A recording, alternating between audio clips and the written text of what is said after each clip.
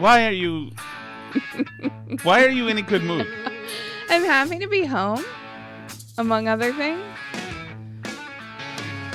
It was a big week for the Shaddocks, I think. A lot going on. It is. It doesn't warrant a good giddy mood, though. Well, I'm happy to be home. We're home now. We got through all the biggest things. We're here. We're live streaming with our friends. Up early this morning. Live. You working from our hotel room in Connecticut, and then same with me, and then heading to the studio, and then you worked from the lobby of the studio. If anybody ever wants to come and see Alice in her little terrarium, you can just look through the plate glass windows of the studio and watch her in the lobby on her 153 Zoom meetings that she does. And we drove up here and straight to our daughter's high school to meet the teachers. Middle school, whatever, but it's in the high school building. Yeah. Where a friend of ours... We can't say who, but... We're not going to say who. But we did meet a listener there. We did meet a listener, and a friend who I had met on the street a couple during a parade a couple years ago. I'm sure I mentioned it. And that's great, too, because I wanted to... She wanted to meet you. She said some nice things, and I then went back and looked for her, but she was gone forever, but not forever, because now she is... Now she's our friend. Exactly. And, yeah, it was a fun experience. It was a fun experience. She's great, by the way. If you're out there, you know who you are. She's great. Great energy. Remember when you walked in, how positive she was and, like, smiling? I seriously haven't been in classrooms since I was last incarcerated in the late 80s in classrooms. So this is some things were familiar. Some things are like, oh, I remember. Right. So this is a new $150 million high school. And across the hall from her is a very groovy and also cool teacher. I'll just say this. I hope she listens too. So spread the word if you can. I don't know. Actually, she's probably way out of the demo. I don't know. People who knows who does whatever. But I applaud, and I would have loved this when I was in high school. I applaud teachers who play music in classrooms. I think that is great. Just great. And teachers who also have good taste in music. So it's not just playing music. It's good music. That is great. Man, that would have hooked me in a second had they been doing that in my classrooms. And it just was never... It was never a thing. That's a good thing. That's a good change. Well, because I wasn't interested in the school. But then again, that subject is not a subject that would have driven me away necessarily. You know, it's about outsidey things, which is fun. All right, Alice, almost constantly, on my social media feeds, there are what? You know, Elon, this thing I don't need it to, refresh. When I have it looking at Twitter, I need it to stay right where it is. Nope, refreshed. Here you go. Here's the new for you. Anyway, there are Twitter accounts that oftentimes are simply very cruel to me and unnecessarily unwarranted. But sometimes they're quite funny, and sometimes they have good stories. So, Bosox92165 says... At Tom Shattuck, maybe you lost weight too soon. The fats are rising. And he has this thing, this tweet, linked to Dove.com, ending body size discrimination, HTML. So this is Dove.com, the soap people, and it shows 4 quite fat people on the women on the front. It's a very diverse picture. And, yes, and therefore fat people. Supporting the movement to end body size discrimination. Everyone deserves care, love, and respect at every size. Yet body size discrimination is legal in 48 states.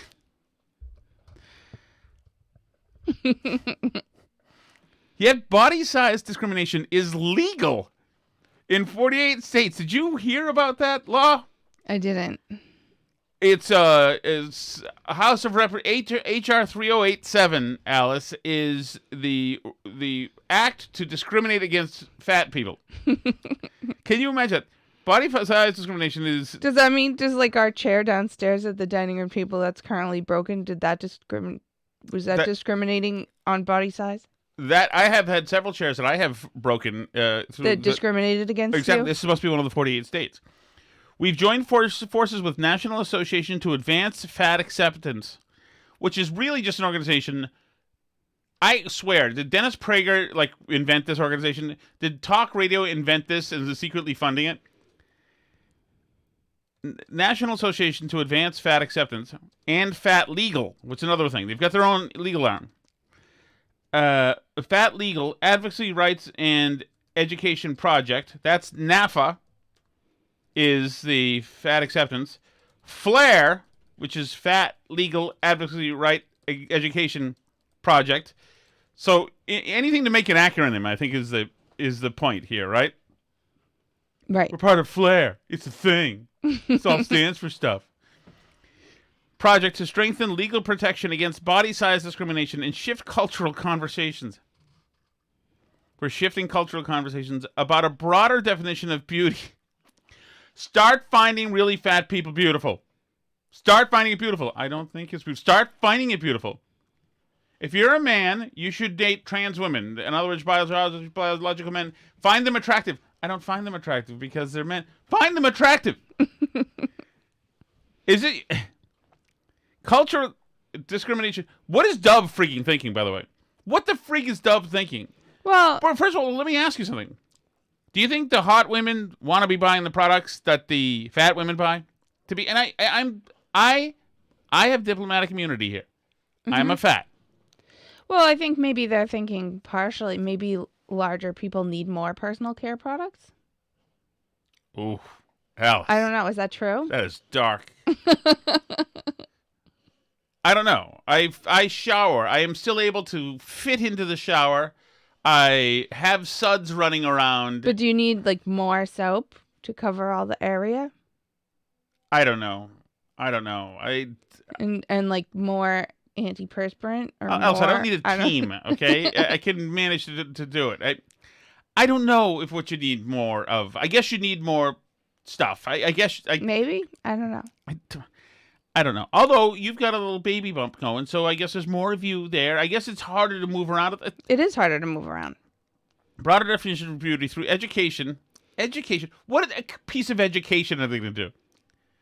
What's the piece of education? Being severely overweight, although it looks unhealthy, is actually very unhealthy. And although it looks unseemly and not pretty, it actually is not pretty. And or handsome. What do you want to say? No, there's nothing good about it. There's nothing good about it. When we were at Awaken yesterday at the function, that guy Mike, the tall Mike, and the shorter Mike. I don't want to call him short Mike. We saw two different Mikes who both lost weight. Both guys beforehand look like guys you'd want to hang out with. As a matter of fact, we have friends who look like the before pictures. I think it's fair to say. Mm-hmm. They look fun, jovial. They look like they can pound some beers and work a barbecue like nobody. And I like their look. Even their fat looks were fine. But they're fat guys. They both now are handsome guys. And there's a difference. Oh, yeah. The total difference. And there is a difference. When you're a really fat person, among other things, you have no definition in your face anymore. Like a jawline. And I don't really have a jawline. It's whatever. But I have more of one than I had a year ago. Mm-hmm. There's a difference. Like your face contours, bones, all that stuff. It's all different. You and people feel know good. this. You can put your socks on and stuff, and it's oh yeah, good. It's all that. And plus, that I'm just going for right now. Just looks. Right. The fact that because we have to educate people on why looking fat, it actually, no. There's a reason. There's a reason why generally really large people aren't hit on. As a person myself, who has been thinner and fatter, the ladies were more interested. Ultimately, always disappointed, but when I was thinner. They were misled more by your looks when you were thin. I got more chances before they had enough and literally asked me to leave. Yes. Yes. Because it's evolutionary too. Women are looking for a man who's got all the right traits. Tall, strong. Well, and being thin also... Not tall, no. Being thin also speaks to a bunch of other things, like having discipline and, you know, like if you're very buff, then like you're disciplined enough to work out and other things like that, right? It means you're active.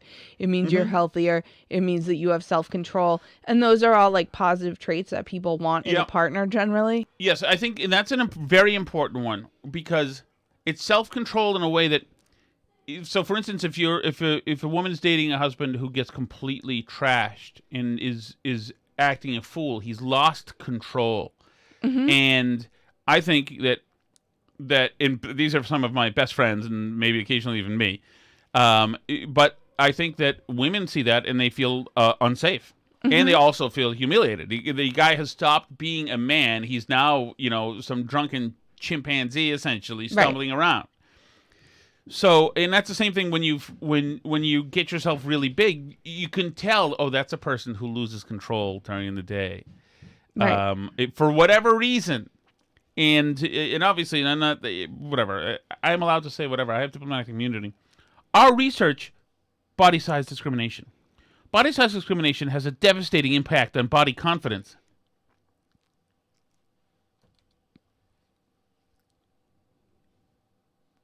That's not true. Being huge has a devastating impact on body confidence. Yes. Being, you know, Lizzo can hop around with the flute as much as she wants. Lizzo is not happy to be Lizzo. Right. There's no way. If you could tell her in a second that could change, she would. Of course. Of course. Anyone would. Absolutely. 90% of women living in larger bodies and 80% of girls aged 10 to 17 have experienced body size discrimination. People living in larger bodies. Body size discrimination. Let me take a look. Download our report, Dove's report. I don't know why Dove is doing this. We should be everywhere. By the way, where's the Food and Drug Administration and the CDC? To say, oh, by the way, we're noticing that there's this body size discrimination movement going on. Don't latch onto that. Right. The key is to lose weight. A few minutes ago, obesity was a health crisis, and Michelle Obama was trying to help fix it. Do you remember that? Yes. So, but that's gone now. That's gone now. We're just embracing being fat, everybody. Women are more at risk of it. Body size discrimination. Confirming, listen to this. This is beautiful. Women are more at risk of it. Confirming the intersection, here we go, with gender. Intersectionality. Whilst weight stigma is common for all, women in general and women living in larger bodies especially are 2 times more likely to regularly experience different forms of shaming and discrimination than men living in larger bodies. First of all, dudes call each other fat all the time. If you're a guy and you're fat, there's incoming constantly. It's the rules. Yeah. It's like how they always say that, like, oh, women experience so much worse harassment on the internet, and people are so mean to women on the internet. But actually, like, whenever they do studies and they actually, like, ask people if they've experienced certain behaviors on the internet, like being called slurs or names or whatever, or, like, bullying, it's guys have way more bullying on the internet because they're in all these video game groups and forums and stuff, and, like, they're terrible to each other on there.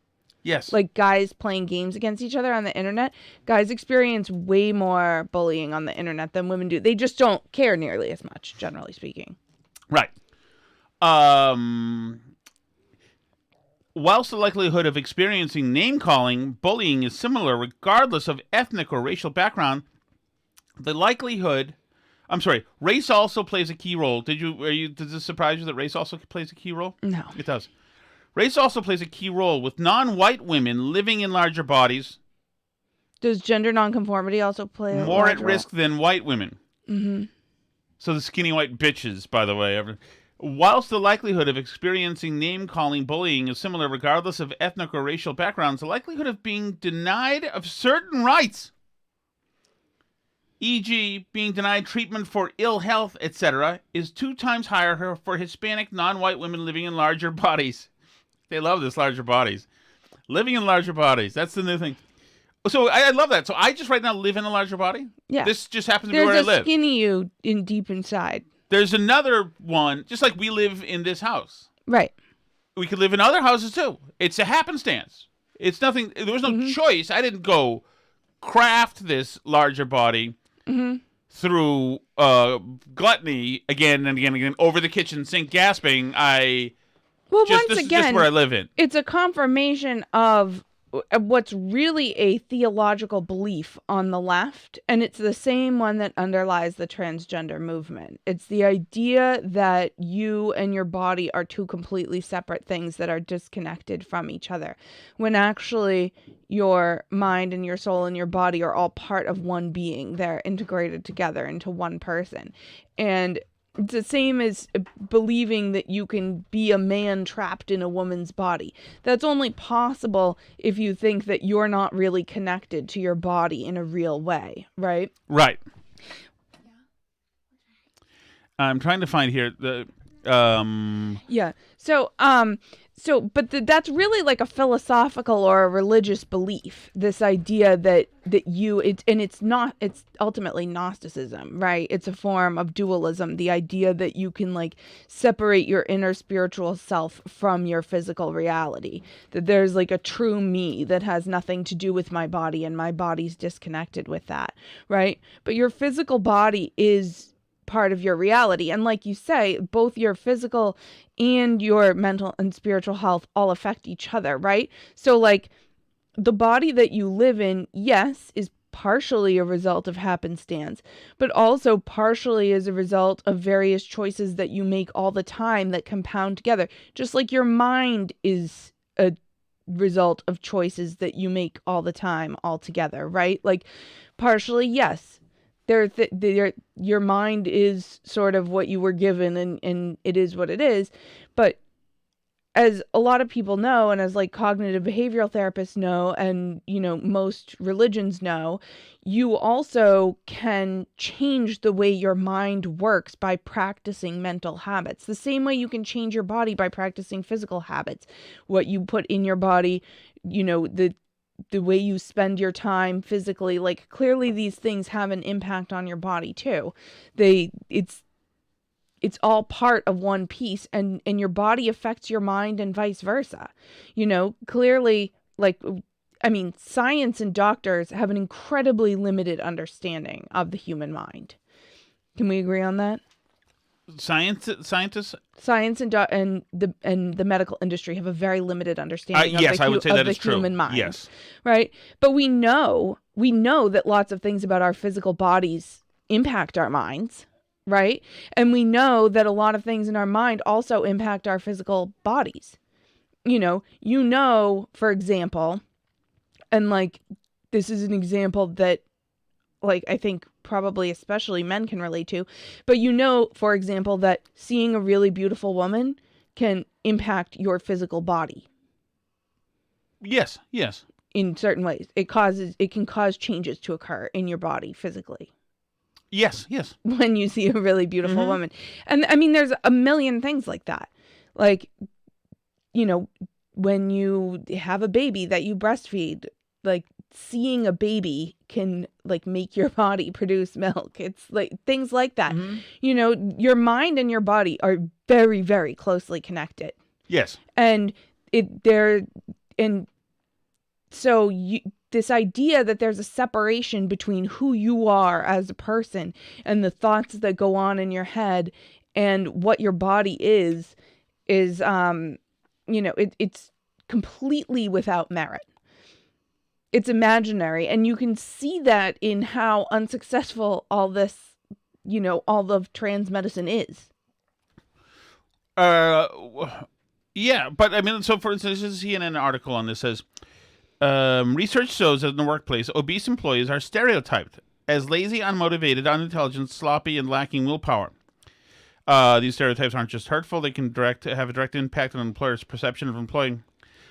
But here's the thing: is that people are gleaning character traits from you in 1,000 different ways. Right. 1,000 different ways. The way you speak, your accent, voice inflection, vocal fry, what you drink and eat at work, your the way you present yourself to somebody, the way you smile or don't smile. Right. I mean, there's 1,000 different things that will give you a search. And as a human being, you'd never stop really reading this stuff. You're always looking at somebody. Mm-hmm. And, I mean, what this should be is the campaign should be run from fatness. And a lot of people are, which is why there's Ozempic or whatever is through the roof now. Right. Campaign should be run from fatness. It's not a good thing. I do agree that it's definitely tougher for women. Mm-hmm. Definitely. And that is a double standard. And especially, I think, romantically. Oh, definitely. Women, But I don't accept that that's just a Western beauty standard. Oh, no. It's not. There are a woman's body, the curves of a woman's body and voluptuousness and all that stuff, etc. That's a thing that us guys didn't have to be convinced of. Right. And men have different tastes as well, and so do women. I understand that. But for the most part, there is a type. There are things that you look for that are very unique. This is, and so when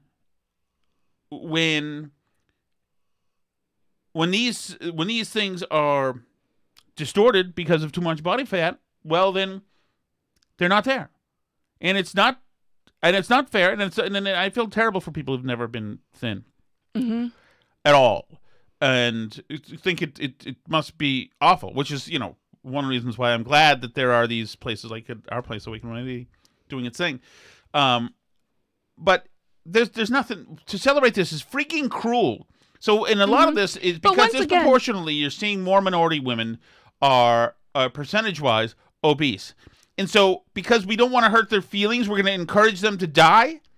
Right. And it's so, like you say, it is so cruel, and it's also hypocritical because the people pushing it, if you want to call them like coastal elites or whatever, the people who push this woke garbage, including all this fat acceptance garbage, don't practice that. No. They're all skinny and like go skiing on weekends, and they're athletic, and they're eating super healthy foods that they're getting at the Whole Foods and the Wegmans, and they're not walking around huge. This is a disease that is impacting the lower classes in the country. And there's an idea that the kind thing to do, once again, like all the ways that the left operates, there's an idea that the kind thing to do is to be nice and to encourage the poor people to just continue to be fat and die because they can't really help it, and that will make them happy, instead of giving them anything else to hang on to. Just like we should encourage them to keep doing drugs and giving them clean needles. And just like we should encourage them. The word is affirming. Right. Yeah. We're going to affirm their choice to be homeless and mentally ill. We're going to affirm their choice to be on drugs. We're going to affirm their choice to be massively overweight and unable to find like romantic love. We're going to affirm their choice to have like 1 million babies with 10 different guys. We're going to affirm their choice. We're going to affirm all the choices that are going to make this person's life ultimately worse. And it's like, if you wouldn't want to see your kid do it, you shouldn't encourage other people to do it, because it is cruel. It is cruel, and they push it in the culture, and they push it, in movies and music and all this stuff, and it's wrong, ultimately. And it's wrong, and it's hypocritical, because the people who promote it are not doing that. No, of course not. Because they know what they prefer. They just think it's nice to keep encouraging other people to do something different, right? So that's ultimately like that's at the core what the problem with the philosophy is that the people who are telling you to do that don't care about you, don't love you, and like they're not doing that for themselves. So I'm and mad the people at Dove. That they love. We're not a Dove family anymore. Okay. I'm mad at them for doing this stuff. Okay. It's terrible. All right, Allison. Okay, I guess the big thing going on is Hunter Biden right now. So here's a little bit of a news wrap on where we are. He's been indicted. This is Catherine Herridge, who really is all of CBS's news division now. She's fantastic. Hold on, Catherine. Coming. Executing the leading candidate for the GOP nomination, former President Donald Trump and the president's son, at the same time, who is facing new legal jeopardy. The 3 felony counts Hunter Biden faces stem from his possession of a handgun in October 2018, identified in court records as a Colt Cobra 38 Special revolver. The president's son is accused of making a false and fictitious statement about his drug use on a federal gun form and to a firearms dealer. The 3rd count alleges he did knowingly possess a firearm while on drugs. Tom Dupree is a former senior Justice Department official. How serious are the charges? These are all charges that carry fairly significant potential jail terms. The president's son had previously reached an agreement on It's buffering. I thought we were back in the charge of gun possession that avoided prosecution if he had abided by the terms for 2 years. But that deal, which included misdemeanor tax charges, collapsed. His lawyer insisted today the gun agreement remains valid, saying the evidence has not changed, but the law has, and so has MAGA Republicans' improper and partisan interference in this process. A senior House Republican who is at the center of the newly announced impeachment inquiry into the president said the charges fell short. This is the one crime totally agree that you can't tie Joe Biden into. Hunter Biden has openly admitted his past struggle with addiction, as he told CBS Sunday Morning. I went one time for 13 days without sleeping and smoking crack and drinking vodka exclusively throughout that entire time. Not fattening. The record show. So yeah, I don't like this. I don't like the ticky-tack gun charge. I think that this Weiss will use this as an excuse to simply.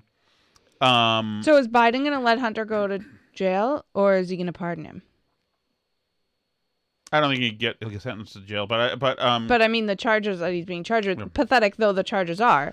I think they're going to use this thing to slow walk the rest of the stuff and to pretend that they're doing something so they can keep away from Joe Biden until they get Joe Biden and some people on record.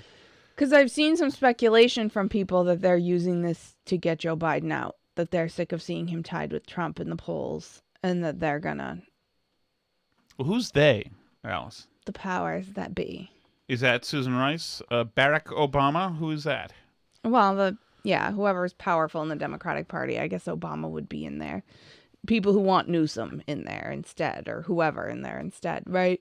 That's their way, is like, if you get Hunter on charges that are going to carry jail time, then you force Joe Biden to choose, because he can say, I'm going to pardon Hunter, but I'll step down then because, Okay, it's still. I don't think that's accurate.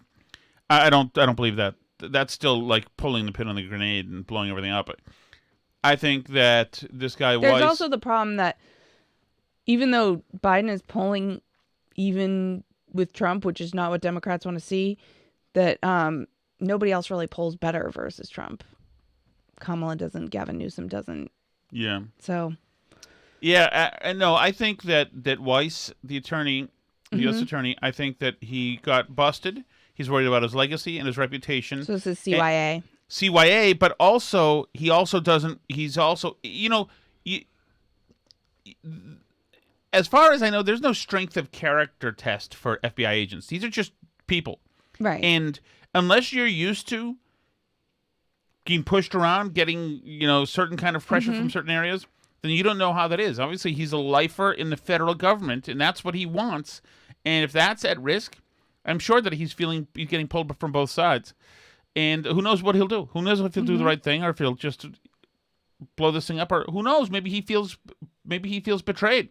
Right. I mean, really, it's Merrick Garland who screwed him, but yeah, because he made him not do any. Right. But we'll see. I'm not. What's going on down there? What's happening down there? One of your children is hanging out there. Okay. He asked a question, but I couldn't understand what he said. Oh, go ahead. said. Answer. What's your question? How do people know that red's red? Okay. We'll talk about it in a bit. Your mother will. It was, how do people know that red is red? Yeah. Just so you know. It's an important question We'll that we need to address right now. Go ask Sally Shattuck. Your sister knows.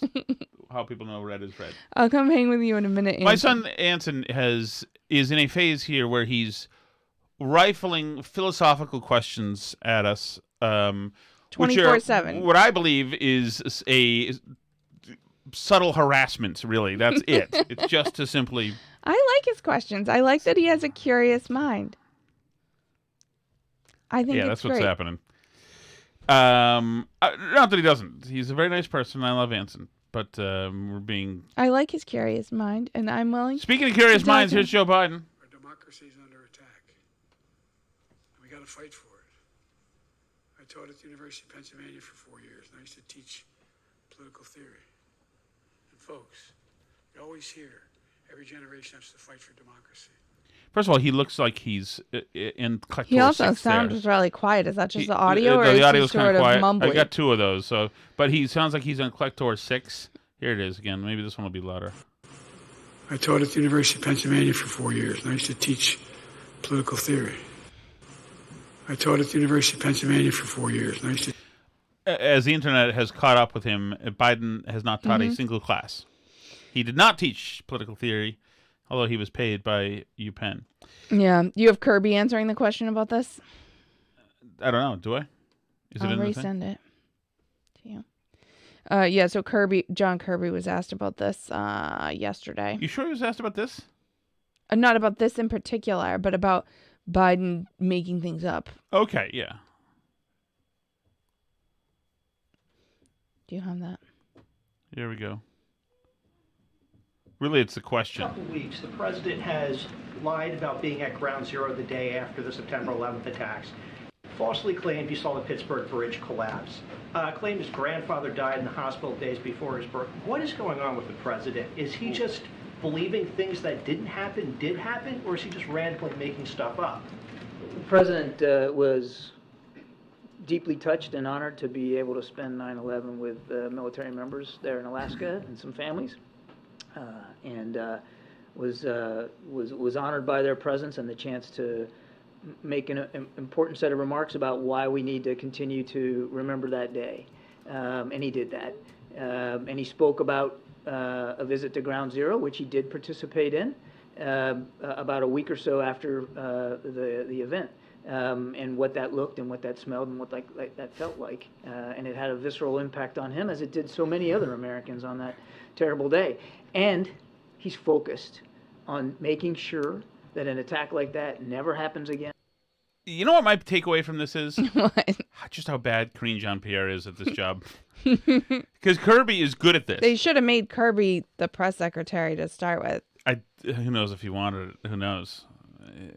Who knows? Did we play the Daniel Dale rundown? You read it. Okay, here's Daniel Dale. I like Daniel Dale now. I'm a Dale guy. And he has done, I don't know if it's similar things, but he's sort of told some stories that don't line up quite like this before. Yeah, this president has a pattern at this point of either inventing or embellishing stories about his own past, his biography. He did it 3 times in one speech last month alone. He claimed he had witnessed a bridge collapse in Pittsburgh when he actually showed up about 6 hours later. He claimed that his grandfather had died just days before he was born himself at the same hospital. By the way, let the record show that this guy has the same punch list as that White House reporter. Right. So they get the memo. They've all signed up for this at the Yes. same time. We're stabbing Joe Biden today, just so we all know. Okay. So, in fact, his grandpa died more than a year before in a different state, not the same hospital. And he also repeated a favorite false story that I and others have debunked over and over again about a supposed conversation with an Amtrak train conductor he was friends with, who was actually deceased at the time the conversation would have had to take place. And that's not all. There are some more serious ones, in my view. Previously in his presidency, he claimed at one point he'd been arrested during a civil rights protest, when in other versions of the story he just said an officer had taken him home from a protest. Mostly there was no officer and no protest. He had visited the Pittsburgh synagogue where worshippers were killed in a 2018 mass shooting. In fact, he had actually spoken to the rabbi, but never went. And he's made a whole bunch of others too. He said at one point, Republicans like to bring this up, he said that he used to drive a tractor trailer, he used to drive an 18-wheeler. Republicans like to bring that up. It's them doing happened. it. The White House later clarified he used to drive a school bus at one point as a job briefly. School bus, of course, not an 18-wheeler. Which So also didn't happen. whatever his intentions, whether it's foggy memory about stuff that's going on decades ago or deliberate embellishment, this isn't. Deliberate embellishment. You know who didn't get to have something called deliberate embellishment? Donald Trump. They were lies when Donald Trump was saying them. Deliberate embellishment. That is beautiful. He also lied about, I don't know if he said it, but he also said that he was arrested trying to meet Gandhi. And I think Gandhi was like shot in 1948 or something, wasn't he? And also Mandela, of course. Arrested more times doing really heroic things. I mean, and the house fire. They didn't bring up the house fire, right? Right. That he obviously made up at least 75% of that story. So, I mean, yeah, they're barely scratching the surface, but the fact that they're all going through and they all have the same list and they're all turning on him at the same time and Hunter's getting indicted at the same time, I think is why people think it's maybe interesting. That the media is finally switching teams a little here. Yeah, great quote that Benny Johnson put out there. I don't know if this is really new. It might be. No, yeah, I think it is new, actually. Of Nancy Pelosi just giving away the Democratic playbook. Putting down hospitals and the rest of it. So they don't want them to see that contrast, so they focus on something else. And it's a diversionary tactic. It's a self-fulfilling prophecy. You demonize, and then we call it the wrap-up smear. If you want to talk politics, you call it the wrap-up smear. You smear somebody with falsehoods and all the rest, and then you merchandise it. And then you write it, and they'll say, see, it's reported in the press that this, and this, so they have that validation that the press reported the smear, and then it's called the wrap-up smear. Now I'm going to merchandise the press's report on the smear that we made. And it's a tactic, and it's self-evident. But I think I'm worth the trouble. Isn't that nice? Mm-hmm. Precisely. It's like, thanks for the validation, Nancy. It's exactly what we've been saying. Right. That's what we do every day when we do this show. The wrap-up smear. How beautiful is that? It's perfect. But it does also just tell you that, much like in any job, just like when I was selling trolley tickets for a living as a concierge and making reservations, after a while in customer service, you guys who have done customer service or hospitality or food and beverage kind of stuff, when you've processed so many humans, when you've done this stuff so much and so often, all the humanity, the realness goes out of it. And with Dave 3, when you're a concierge, you're like having a heart-to-heart conversation about what you like and how we can make your night better and where you're going to dine. And let me call in a favor. Day 20,000, this is just another unit in front of you that you need to send off and hopefully get paid, get taken care of from the place you're going to send them, etc. You do stuff long enough, people use it. Just the humanity bleeds out of things. And so for her to say the wrap-up smear, she has no problem saying that right now because she's been doing this forever and she doesn't see the humanity in things. And these are lifelong politicians, it's all the same. That's why when a bridge collapses, the first thing they say is, okay, how do we get some earned media? Let's get down there. Let's be whores about this. Let's divide and blame this on the other side, etc. And all this stuff that's really awful stuff, they just do day to day because it's Washington VP is a pit of vipers. That's what it is. And they're freaking shameless, and there's not really any good ones down there. There is no honor in Washington, D.C. But that is that. Should we do the chat or would you like to bring something up? We have a lot of stuff, but we also, it's 9:10. We have not seen our kids in 6 days. Okay. So, yes, let's do the chat and we'll talk more stuff Sunday. By the way, Steve from Merrimack has invited us to come meet him at the hen house. But is he out there tonight? Mm-hmm. Damn, Steve. I would. Oh, yeah, not our night tonight. All right, now there is a naming convention problem happening here, Alice. Once again. I don't know if they're coordinating between themselves, but it almost seems like it. It almost seems like these are units of highly trained guerrilla special forces units that strike in different ways and coordinate and use diversionary tactics, etc. And so I can't know really what any of these people are because they're all lying in a naming convention. Other than one that says all you can eat Chief Big Wheel, which we'll play on an all you can eat podcast, which we've got to do tomorrow. Mm-hmm. We okay, ready? Here we go, Alice. Yes. Needle Nose Ned Ryerson. Okay. Obviously, that a reference to a fantastic movie. Exact fantastic movie. That actor should have won Best Actor. That if that didn't win Best Picture, it should have. And Chris Elliott should have gotten some kind of nod, certainly. And even the Groundhog and Bill Murray.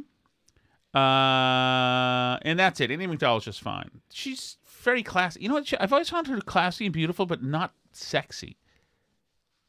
I never understood. I think we would have had a bad romantic situation. You couldn't imagine that happening with me, so. Needle Nose Ned Ryerson. Okay.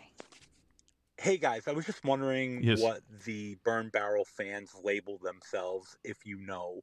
You know, like Kirk has the Minifans, Rico Bosco has the Riders. Like, what are the Burn Barrel fans called? And would you ever see a day that there would be Burn Barrel follow-up podcasts like Kirk does with his Mike and the Minifans and all that other stuff? Could you ever picture a day that somebody would review the Burn Barrel podcast? So, a few things. Justin from Indiana has suggested a bottom of the barrel wrap-up show. Oh, I'd be for that in a second. Mm-hmm. What's it called? It's not Perpetual Force. What's it called? Perpetual Motion? The critical mass that would need to be reached was somebody willing to organically just simply do that, which... You can't make people do that? Cannot make people do that. I don't think so. All right, chat heads. 8 full right now. I don't know. Some people, how much power do I have here exactly? So some people do call themselves shatheads, which I'm not really a fan of. Which has created a fissure because we have classy listeners like Toast. Some ladies consider themselves burn babes. There's also burn barrelers. These are also, tiers on Patreon, which all get the same thing, Alice. There's another thing that we can probably be sued for. These are all, so burn barrelers, shadheads, which once again is déclassé to some of our classy friends. I don't love listeners. it, but yeah. I love that somebody, I think I might love it actually. Okay. I think I want to hang out at that table. But our classy friends, by the way, Toast, by the way, who has a beautiful new grandchild. Mm-hmm. Maybe not that new anymore, yeah. But do I keep seeing you, Toast, and you're not saying hi? Because I'm seeing somebody on a bike who looks like Toast, who's not acknowledging me. And I don't know if we have a silent agreement to not acknowledge each other. To not acknowledge? Maybe she doesn't recognize you with your beard. Maybe. But I don't know. Oh, then again, she's with the horse riding set. Maybe it's slumming if you say... She's too classy for you now? Yes, which that I understand, Toast, by the way, if that is you. Did I answer the question? Yeah. Yes. So, yes. Feel free to the whole... Feel free to invent monikers and start podcasts. How do we start a channel, Alice? Please do. Oh, we met our guy Gary yesterday. Gary gave you something really nice. I know. I think we did mention on the show last night. Did we not? We did, but people didn't see it because it was in the car. Oh, you will see it. Well, sorry. It's downstairs. It hasn't. We haven't unpacked. All our stuff is downstairs. So we'll have that up. Okay, Alice, ready? I'm ready. BBP.